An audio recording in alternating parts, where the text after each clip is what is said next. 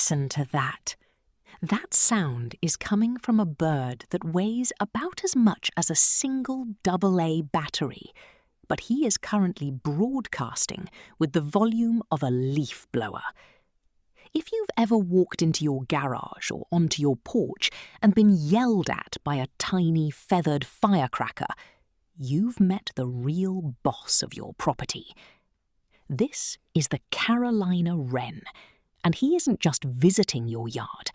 He is the self-appointed landlord who has likely been monitoring your stewardship of the land for months.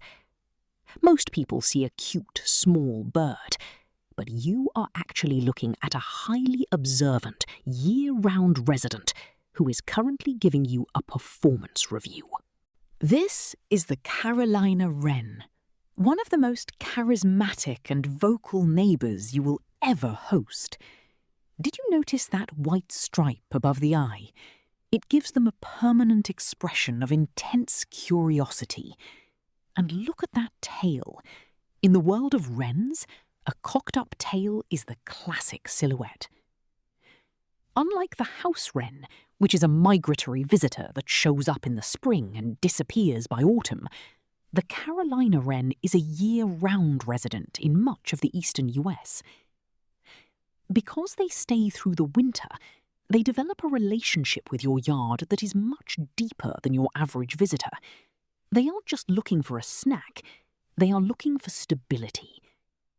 They are specialists in the messy corners of your life, the brush piles, the stacks of flower pots, and the rafters of your shed. But here's the thing.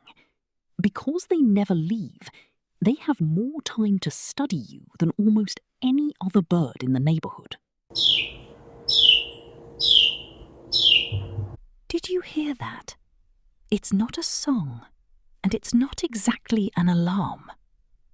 Researchers at the Cornell Lab of Ornithology call this a comfort call. It is a low, buzzy vocalization that wrens give when they feel completely safe moving through a familiar space. Here's the crazy part.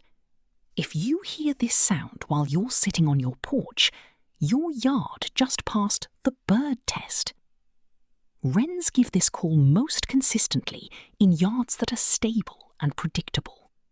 They like it when the same person fills the same feeder at the same time and maintains the garden in the same gentle way. When that wren moves through your bushes, giving that soft chirr, he is essentially leaving a 5-star review of your stewardship.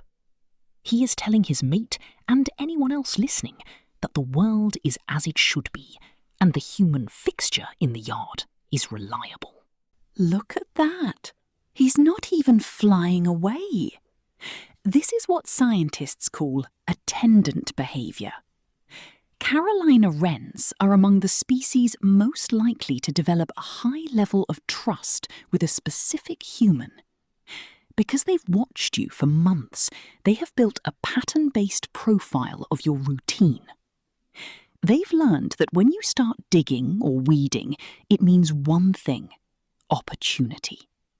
Your activity disturbs the soil, which exposes the beetles, larvae, and spiders they depend on. To the wren, you aren't a predator anymore. You have become a known safety signal that flushes prey for them, much like how they might follow another animal species in the wild.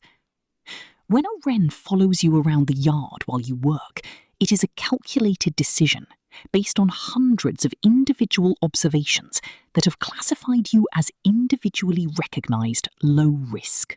Now watch what happens next.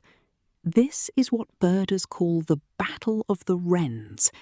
Because Carolina wrens are year-round landlords, they have their eye on the best nesting spots long before the migratory house wrens even arrive from the south. If you have a nest box that seems to be the centre of a loud property dispute in May, you're watching a territorial negotiation.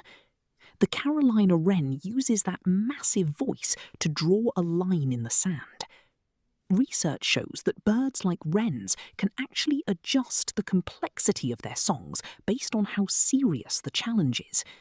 A casual intruder gets a simple phrase, but a rival trying to move into the garage gets the full elaborate sequence. It is a property dispute settled almost entirely through language.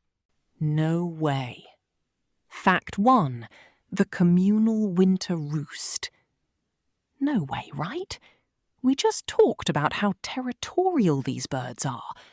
But when the sun goes down and the temperature hits the single digits, the rules of the landlord change completely. Because Carolina Wrens don't migrate, they face a brutal survival challenge in northern winters. On the coldest nights, these fierce rivals will actually suspend their territoriality and pack together into a single cavity. A nest box, a fold in a patio umbrella, or even a pocket of an old jacket to share body heat. They've calculated that shared heat is the only way to ensure they all wake up the next morning. No way. Fact 2. The whisper conversation. Did you know that the loudest bird in your yard has a quiet mode? While they are famous for their ear-splitting whistles, when a mated pair moves through dense brush together, they drop their volume to a whisper. This is a form of intimate communication meant only for each other. They are essentially talking around you rather than broadcasting to you. It's a level of social complexity that most people miss because they only notice the wren when he's screaming from the roof peak. So, the next time you hear that booming whistle from your shed, or see that twitchy little tail in your flower pots, remember, you're being watched by a highly intelligent landlord who has vouched for your reputation. The relationships we build with these regulars aren't built on training or food. They are built on the daily, quiet work of being someone they can count on. When that wren stays on the rake handle while you walk past, it's because he's decided, based on months of data, that you belong there just as much as he does. What birds are you seeing in your yard right now?